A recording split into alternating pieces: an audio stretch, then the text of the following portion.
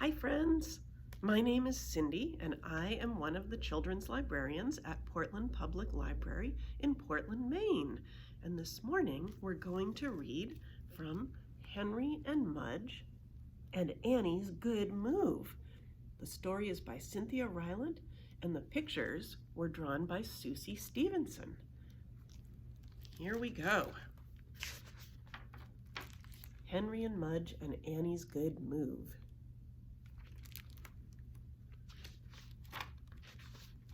Next door. Henry and Henry's big dog Mudge always liked visits from Henry's cousin Annie.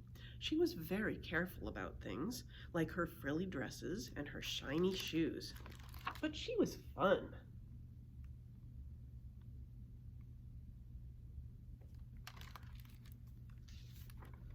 She liked Henry. She liked Mudge, and she could throw a mean frisbee.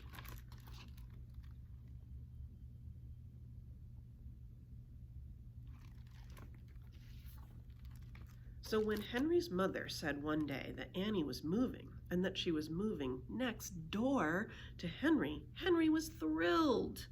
"We have to help Annie move," Henry told Mudge. "You know how careful she is," Henry said. "I bet she'll be nervous."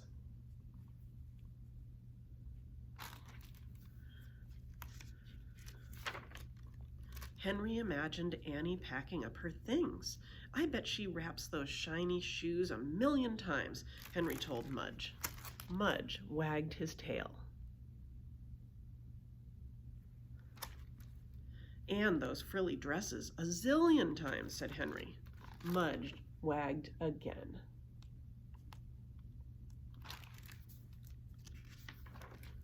"Her house is probably a mess right now," said Henry. Mudge wagged and drooled all over Henry's shoes. "But not as much of a mess as I am," said Henry, looking down.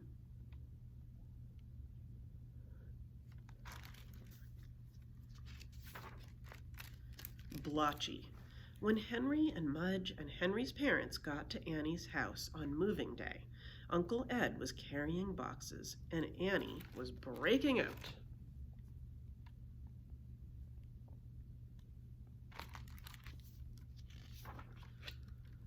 "Hi, Annie," said Henry. "You're all blotchy." "I know," said Annie. "I break out when I'm nervous."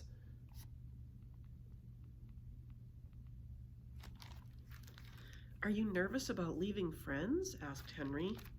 Annie nodded.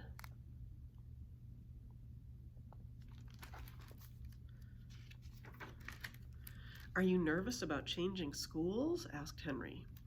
Annie nodded again.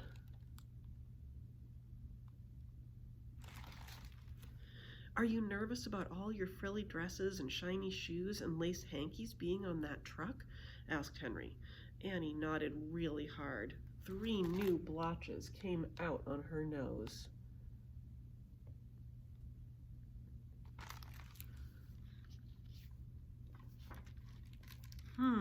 Said Henry. "Do you know what I do when I get nervous?" "What?" asked Annie. "I crawl under the covers with Mudge," said Henry. "Do you have any covers left?" "No," Annie shook her head. "They're all on the truck."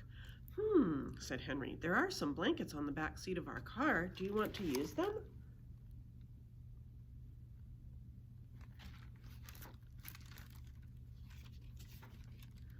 Annie nodded and smiled. Henry opened the car door, and Annie got under the covers. Mudge wagged and disappeared under the covers, too. Henry rolled down the windows and closed the door. "Goodbye, blotches," he called, and he went to help Uncle Ed.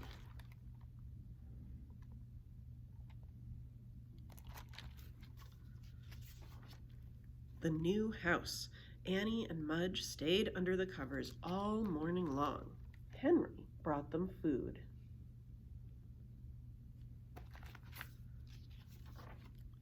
He brought them drinks. He even brought them a moving man.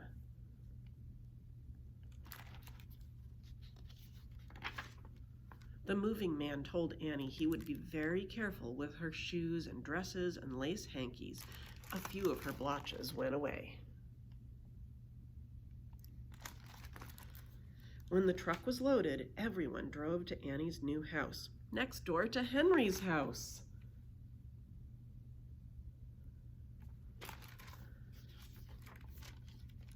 Then the movers started carrying the boxes in.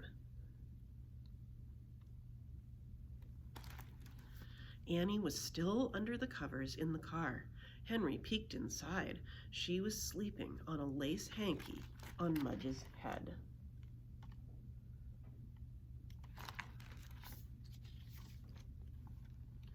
When all the boxes were unloaded, the movers went away.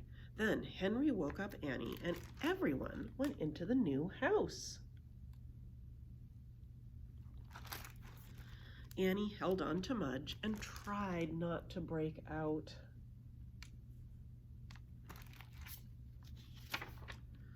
"Before we unpack," said Henry's mother, "we have to make a new house wish. We'll wish for something good for Annie and Uncle Ed, something good for them in their new house." Annie smiled. "Great," said Henry. Henry's father lit a candle.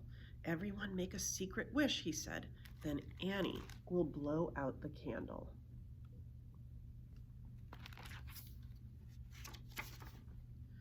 One by one they wished.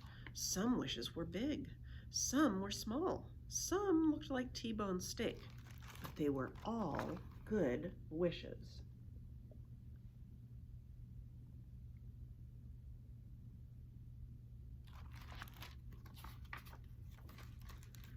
Annie blew out the candle.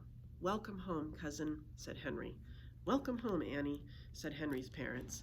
Mudge gave Annie a great big kiss, and all of Annie's blotches went away.